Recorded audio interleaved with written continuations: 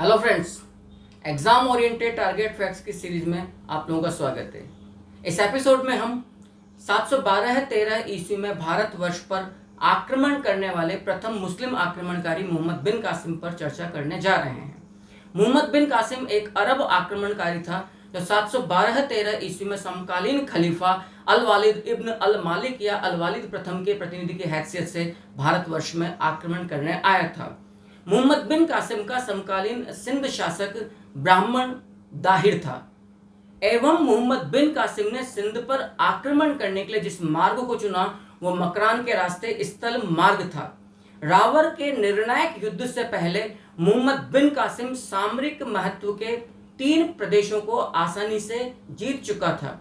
712 ईस्वी में मोहम्मद बिन कासिम के द्वारा जीते गए ये 3 प्रदेश थे देवल, निरून एवं सहवान।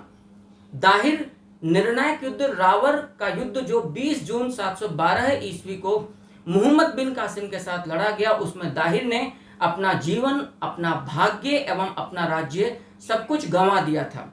याद रखिएगा, इसी आक्रमण के दौरान, इसी रावर युद्ध के दौरान भारतीय इतिहास में जौहर का प्रथम साक्ष्य भी हमें प्राप्त होता है, जब दाहिर की एक विधवा रानी जिसका नाम रानी बाई था उसने जौहर संपन्न कर लिया था। लेकिन दाहिर की एक अन्य विधवा लाडी बाई ने मोहम्मद बिन कासिम से विवाह करके अपने प्राण बचाए थे। रावर के युद्ध जो 20 जून 712 ईस्वी को लड़ा गया था, उसके पश्चात अन्य जो प्रमुख विजयी मोहम्मद बिन कासिम के द्वारा प्राप्त की गई वो 712 ईस्वी में ब्राह्मणाबाद एवं अरोर की थी।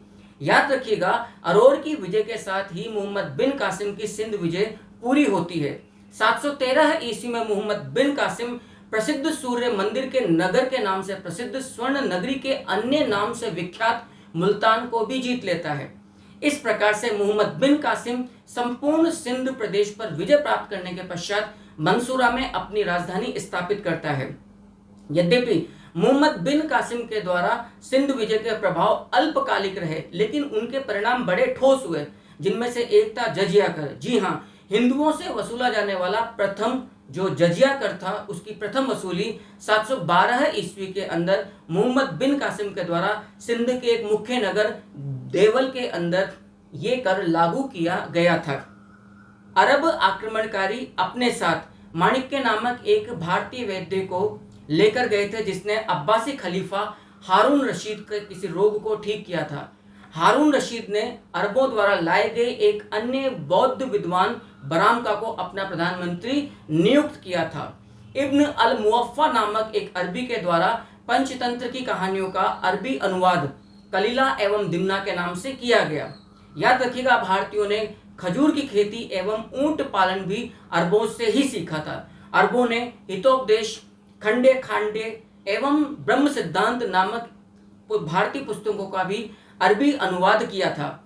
अबू माशर जो बसरा निवासी था, याद रखिएगा, अमीर खुसरो के अनुसार इसने वाराणसी में 10 साल तक रहकर ज्योतिष विद्या का अध्ययन किया था। लेकिन अरबों की जो सबसे महत्वपूर्ण देन थी वो ये थी कि उन्होंने भारतीय गणित को यूनान तक और यूरोप तक पहुंचाया।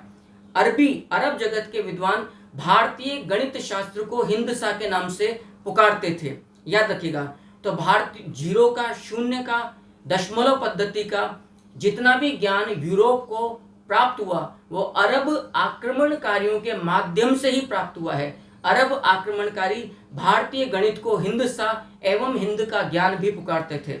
दोस्तों, यदि जानकारी आपको पसंद आई हो तो प्लीज वीडियो को लाइक करें, शेयर करें, चैनल को सब्सक्राइब करें। Thank you.